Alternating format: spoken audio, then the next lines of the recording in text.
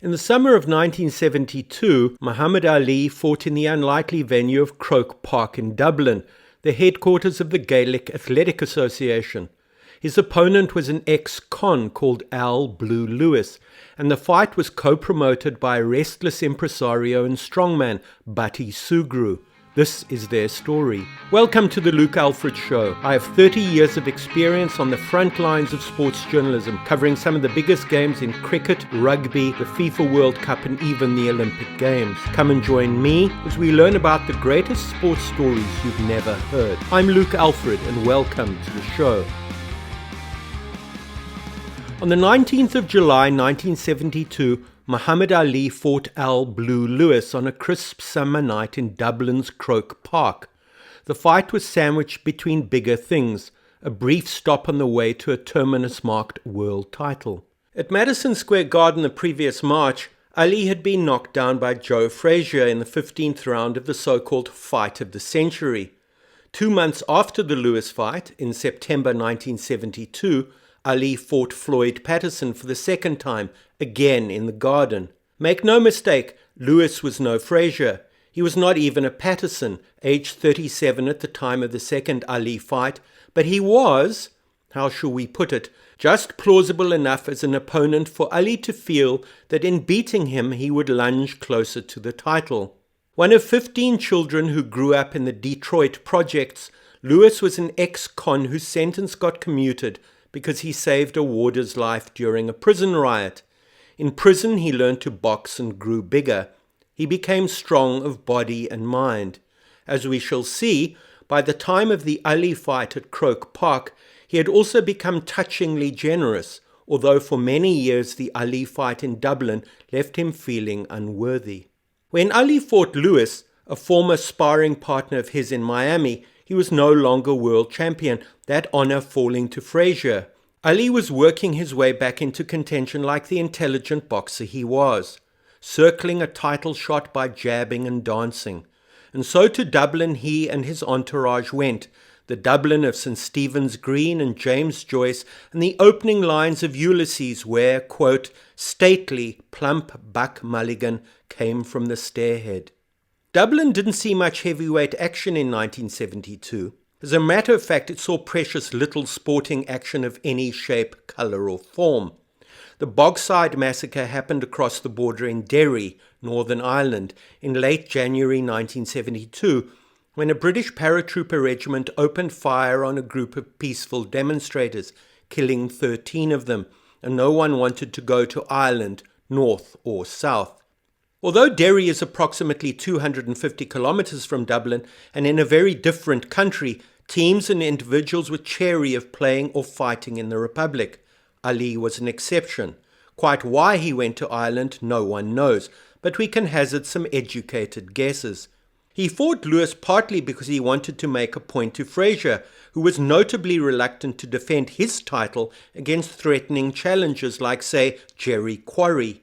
He went to Dublin partly because there was an Irish connection and, therefore, there were sentimental ties. Ali's mother, Odessa, had a grandfather called Abe Grady. Grady, a white man who emigrated to the southern states from County Clare in Ireland, married a local black woman. Ali was aware of his mixed ancestry, and although it might have made him uncomfortable, he didn't seek to deny it. There were other reasons for fighting in Dublin and fighting at Croke Park. Ali had captured the imagination of one Michael Bati Sugru, the Lewis fight's co-promoter with the American Harold Conrad, although, in the interests of depth and accuracy, I should also say that there was a small way in which Sugru captured the imagination of the man once known as Cassius Clay.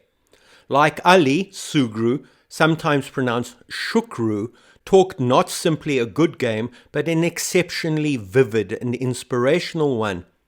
Sugru knew that Ireland's home fixtures in the 1972 edition of the Five Nations Championship, for example, never took place. The tournament was effectively abandoned as a result of the Bogside Massacre and could be mightily persuasive about livening up the city's sporting life. So how about it, Muhammad? As the bout's co-promoter, Sugru would take the financial risk. He'd erect the ring and sell the tickets. He'd put Ali and his entourage up at the swanky Ormond Hotel on the Dublin Quays. Leave it up to him. It might have helped the Blue Lewis bout that Butty was a man who appreciated physical culture. As a whippersnapper, Butty not only boxed at the Killorgan Boxing Club, the town in which he grew up, he appeared in Duffy's Circus, where he was dubbed as Ireland's strongest man.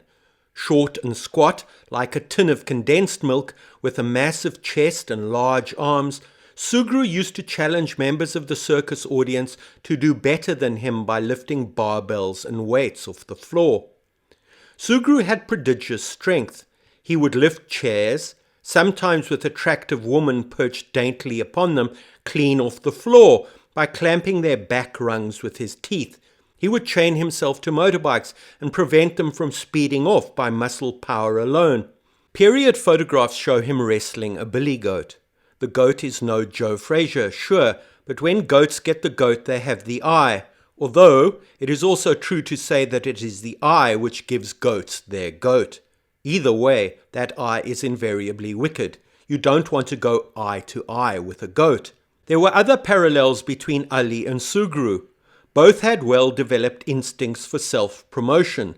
Amidst much malarkey, Sugru once wrestled a single abysmal round with Jack Doyle, the former boxer, B-grade actor and Irish tenor known as the Gorgeous Gale. He was an institution. He even tried to bring an Irish goat from Kerry to one of his pubs in Kilburn, northwest London, for a local version of a puck fair. History tells that bringing the goat to London was not successful. Ali, meanwhile, found his Irish adventure liberating. Despite having a cold prior to the Lewis fight, wags in the press chirped about the Ali snuffle. Ali felt liberated in Dublin. He went on Irish television, admitting he could say things he would get into trouble for saying back home, where he was obliged to play the pantomime villain. When asked what chance Lewis had against him, Ali unfurled a deft verbal combination. Quote, 2 chances, he said, slim and none. For several days after Ali and his entourage stepped off the Aer Lingus 747 at Dublin Airport, everything went according to plan. Ali skipped rope in the gym. He pressed flesh on walking tours through the Dublin streets. On the morning of the fight, he ran a few energy-preserving laps on the local golf course. Even Lewis, so neglected by the media and fans that he may as well have been the invisible man, was well treated by Sugru and his fellow promoter. He said as much, quote, everybody looked at me very strange in Dublin, he told the Irish Times' Dave Hannigan in his antiquated English many years later. But they treated me very well, very well. Whatever I asked for, it was given to me. I was real important that week. But as fight night approached, things began to go wrong. Sugru realized that there were no gloves for the fight. Somehow not considering that boxing gloves could be bought in Dublin, they frantically sent a communique to London to get gloves on board the next Dublin-bound flight. The video of the fight shows the Croke Park entrances marked A and B, hand-drawn with black marker on white cardboard. Stewards are in noticeably short supply. Many of the Croke Park seats were on grass without overhead cover, so it was just as well it didn't rain on the night of the fight. Punters milled in, some in bright clobber, an all-male affair. The Garda, the Irish police, in their distinctive black caps and black ties, were present but unobtrusive, often standing in the back row, some with arms folded. Clouds of cigarette smoke wafted over the crowd. A recorded version of Stars and Stripes was played, and a folk band, all 4 of them in different colour shirts, played the Soldier's Song, the Republic's anthem in the ring itself. Off in the far distance, at the very top of the frame, on the terraces, fans heaved themselves over fences. Once in the stadium, some of them ran. It emerged after the fight that ticket sales by Sugru and his boys must have been haphazard. Tickets sold never remotely squared with the size of the crowd, which was far bigger than the taking suggested it should be. Most likely the Ali versus Lewis fight was paid for by the previous night's pub takings in Sugru's several London establishments, the Puck Fair, the Lord Nelson and the Wellington. The Dictionary of Irish Biography puts matters in perspective. Quote, while Ali's visit to Ireland captured the public imagination, the fight did not, and the official attendance of 18,725 included at least 7,000 who got in for free. The fact that there was no profit from the fight meant that the nominated charity, loosely defined as, quote, the mentally handicapped children of Ireland, received nothing at all. The bell at the end of the first 2 rounds was so quiet that only those in the ring seemed to hear it. The prescribed 1-minute break between rounds also seemed a trifle long, certainly in the early rounds. By the end of the second round, the stream of punters climbing the fence at the top of the frame had slowed to a trickle. At the beginning of the third round, Ali's feet started to move. He was noticeably breezier, more confident. Quick hands, quick mind, quick feet. Ali's grace paradoxically served to highlight the ponderous Lewis. When Ali skimmed across the ring in his white boots, dancing like an angel, Lewis moved like an Old Testament Longbeard, shuffling through the desert with raised tablets of stone. Ali rocked Lewis in the 4th round and knocked him to his back at the end of the 5th. In the 6th round, Lewis took terrible punishment. Ali snaked out jabs and rocked Lewis with combinations, looking for the big right hand that would seal Lewis's fate. At one point, the fight commentator talked of Lewis's knees buckling, and briefly they seemed to collapse like those of a newborn foal. Although the action slowed down appreciably in round 7, it seemed inconceivable as the rounds progressed that Lewis's legs were holding him up. How did they do it? There seemed to be so little strength left in them. Watch the soles and balls of his feet. They barely seemed to leave the floor, sliding across it rather than lifting up off it. Again, Ali turned it on in 9, and in 10, Lewis's poor legs now jelly-like. The television commentator comes up with this, quote, you feel as though there's a gate in those ropes, he says, and Lewis might just open them and get out. Poor Lewis and his legs were finally saved by the referee, Lou Eskin, who came out before Lewis and his opponent, waving Ali away early in the 11th. Seconds, well-wishers, and those simply wanting to grab a slice of the action poured into the ring. Soon it was full. What happened next was almost as good as the fight itself. Lewis walked across the ring, using every ounce of his remaining strength to do so, and embraced Ali. A disembodied hand, not Ali's mind you, because his hands were still in their gloves, ghosted out of the throng, surrounded Ali, and touched Lewis's cheek briefly with its palm, an act of purest delicacy. It was there for only a fraction of a second, quickly being obscured by figures who walked in front of the camera. Lewis lifted Ali up, not quite onto his shoulders, with a kind of clumsy camaraderie. Ali looked exhausted. At no point did he reciprocate Lewis's warmth and humanity. Lewis will say later that he was embarrassed by his performance at what locals called croker. Others say he shouldn't be, but what they say doesn't reach him. Quote, people would say to me, you did well, but to me, I didn't, said Lewis. Attention to detail was clearly not part of Sugru's broader attention to detail. The fight takings, which never squared with the gate anyway, were well taken by robbers, widely reputed to be the Irish Republican Army, making off with thousands of pounds. All said, it was a strange episode, part media spectacle, part a boxing match between two noble giants, part rip-roaring farce that might have just starred David Niven. The Ali versus Lewis escapade at Croke Park was all in a day's work for Butty. He simply loved the limelight, loved the stunts, loved the crackle and pop of publicity. It made him feel alive. Years before, in 1968, Butty had persuaded an Irish labourer called Mick or Mike Meany to attempt to break a world record in a relatively uncontested field, that of being buried alive. As it happened, the 1960s were good times on the being buried alive front, as many chased the world record, which was lengthening. Not quite a craze, enough people around the world were interested in doing it to suggest that buried alivers were keeping a watchful eye on what their competition was getting into. Mainly they were getting into coffins and getting into the ground. Sometimes they were even getting into trouble, but that, as they say, is another story and one beyond the ambit of this week's podcast. Once Mick, labourer and former boxer, was snared, Butty insisted that he needed to practice, so Butty put weights on the lid of Mick's coffin, making it impossible for him to get out. Training in this case didn't involve breaking sweat or skipping rope or even raising the heart rate, just the opposite. Training involved not really training in any accepted use of the term at all.